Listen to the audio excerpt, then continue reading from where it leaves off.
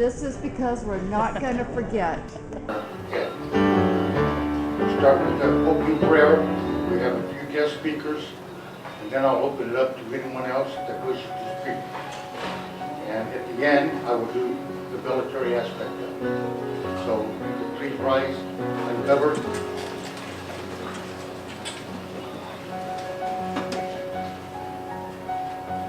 Almighty and merciful God, Father of all, amidst these monuments of the dead, we see thy hand. In the depths of our sorrow, we realize the truth of the inspired word. I am the resurrection and life. He that believeth in me, though he were dead, yet shall he live. Look in mercy on those assembled. Heavenly Father, bless our country with peace, freedom, and righteousness. And through your name's sake shall live forever and ever. Amen. Governor, please sit down. We have some guest speakers today, and I'd like to ask Diamond to come up. My name is Diamond. I'm going to be reading Ecclesiastes 3:1-11. Patty, Ed's daughter, asked me to read it today.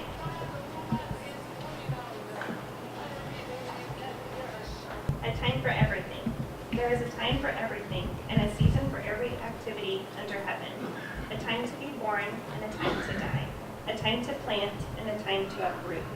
A time to kill, and a time to heal. A time to tear down, and a time to build. A time to weep, and a time to laugh. A time to mourn, and a time to dance.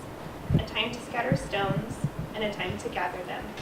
A time to embrace, and a time to refrain.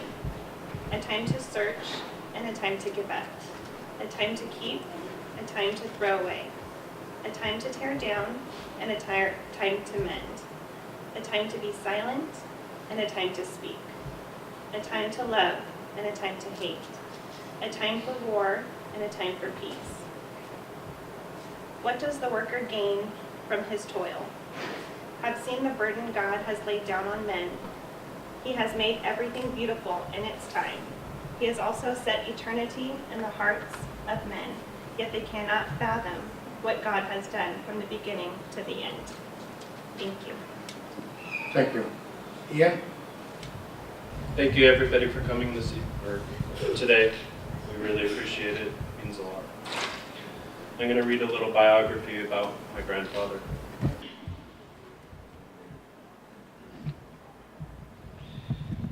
Ed grew up raising himself in the woods. Sorry, I think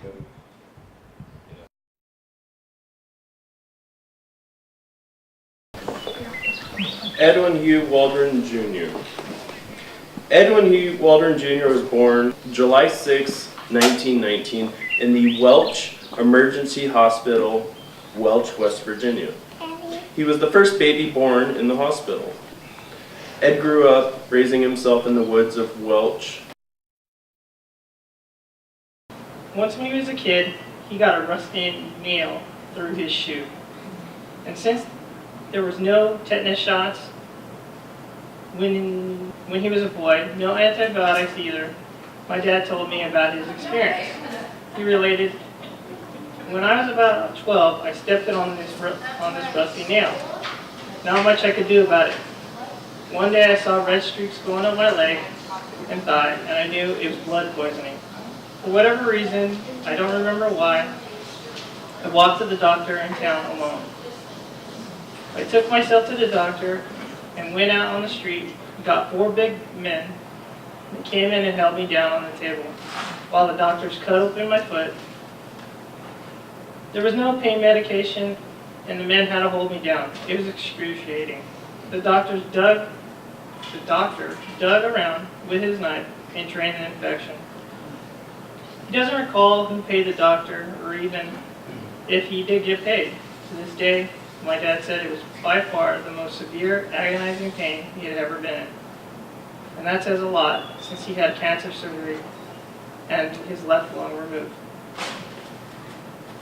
A few months after, his grandpa, in 1936, divorced his grandma Grace. Dad had to quit going to school, got a full-time job. He also worked up on the hills at Browns Creek guarding moonshine. When I finished his first draft, of my dad's childhood. I read it to him as he requested. He became very emotional and had huge tears in his eyes. He had difficulty getting out words. I'm the only human on this earth left to know who I am. You don't know how difficult that is.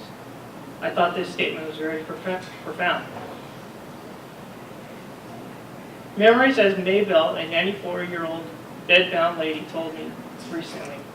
Their memories are so strong, yet they are gone. It is so sad to remember our youth, which is forever gone. This is why your father gets emotional when you read it to him. He remembers everything, which is gone forever, and that's hard to do. Well, I'm definitely not a public speaker, but my uncle meant the world to me, and when Patty called, we talked. She told me what had happened. We were talking about his life, and she asked me if I thought we needed to add anything to his obituary. And I just started writing a little bit. So I know a couple of the things you've already heard, but I just wanted you to know my thoughts on my uncle. He said, I think he was the most amazing man that I've ever known and was loved by everyone who knew him. His positive outlook just oozed out of him, and he rubbed off on you every time you saw him. He will be missed so very much. Yet I know he is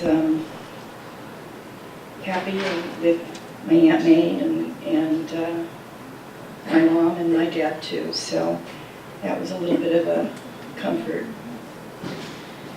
He made a huge impact on the world around him, and I was really privileged to know him and have him in my life, to learn from him and have so many adventures with him, especially when we were kids, and family was everything, and we spent a lot of family time together growing up, Patty and I, and I've just learned so much from him, and I'm so lucky, I said, to have such a loving, kind, and smart, talented, giving, caring uncle. His footprint on this world was a shining example of how to live. I can't reiterate that enough. He really was not just inspirational, but just if everybody could be like him, if everybody could know him and live like him, the world would be a much better place. So he was definitely a shining example on how to live. When I would visit him as I got older, I always left wanting to be more like him and to be a better vision of myself. He had a lot to teach us about life, and yet he was a man of few words, but always had a powerful impact. He was a blessing to all those who had the privilege to know him. His capacity to nurture and love was amazing. His wisdom and his ability to get across what you needed to know, but in such few words, was incredible. His physical presence will be truly missed by all of us, but his impact on my life and on our lives will live on forever.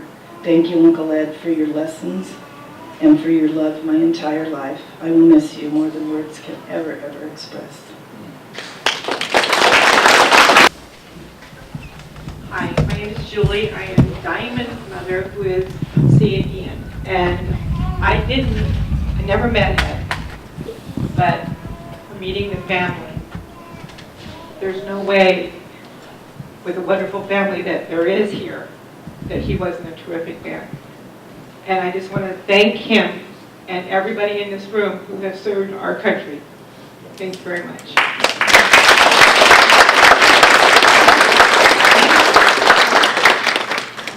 Good afternoon.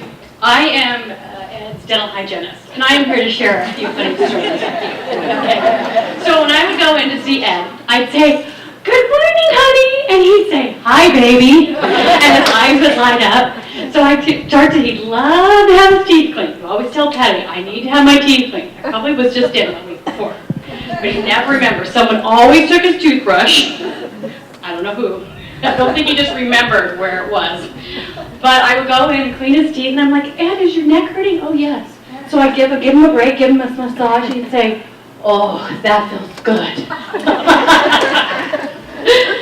Oh, and he just, every time I go in there, I just wanted to give Ed a big hug. I mean, I only knew Ed a short period of time, 2 years, but I lost my grandfather at a very young age, and so he was just the grandpa I could just give him a hug and love. So those are just the little stories I'd like to share with you. Thank you.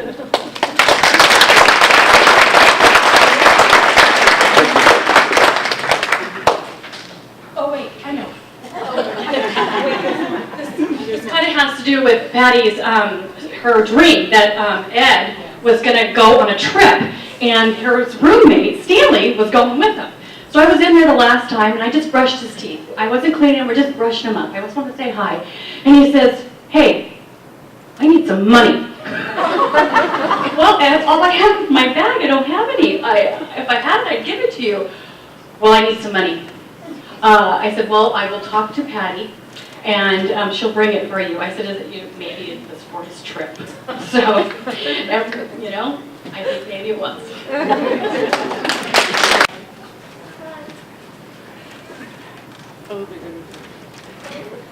Hi there. I'm Lida Pittman, and we've been members, blessed members of the Klein family for quite a while. Our kids grew up together at 4-H. I'm sorry. And I don't have anything written down either. But I remember Ed coming out with John and Patty, to cut wood. And I tell you what, those eyes made you feel like you were part of an inside joke. I mean, you felt like you were brought into this wonderful joke that he had with the world. And I remember seeing him working wood in his shop in the garage, and I was just amazed, absolutely amazed at his skill. I miss him so much. And I think that we can all make things better if anytime the world looks like it's not great, just envision Ed with those wonderful blue eyes inviting you into that joke that he had, that inside joke of the world. Thanks. Hi, we're kind of a group from the Armenian home. And I know we look ridiculous, but we did this for Ed and Patty and John to cheer them up. And Ed always dressed up at the Armenian home, and he was just so funny and special, so we had to kind of lighten it up. I know you would have liked it.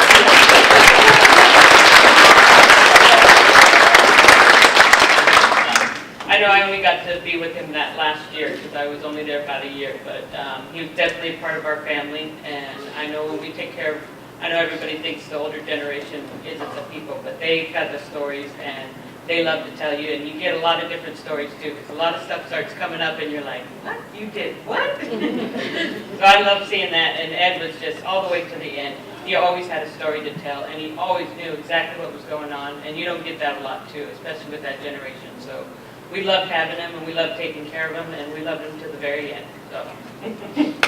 Everything, seeing Patty and John every day, grandkids, so it's going to be sad and different. We love you guys.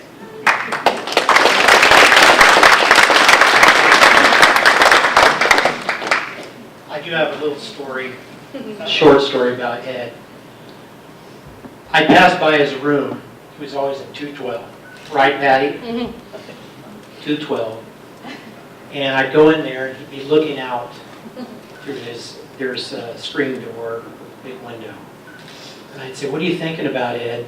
He'd say, I'm thinking about walking in the woods. Remember those memories? And he'd say, if you're having a bad day, just think about walking in the woods.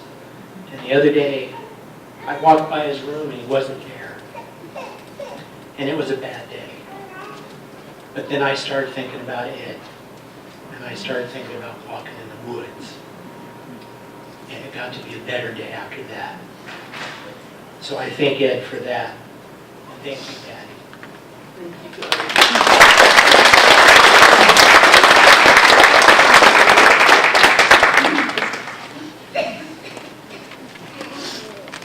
That's kind of a hard act to follow, isn't it?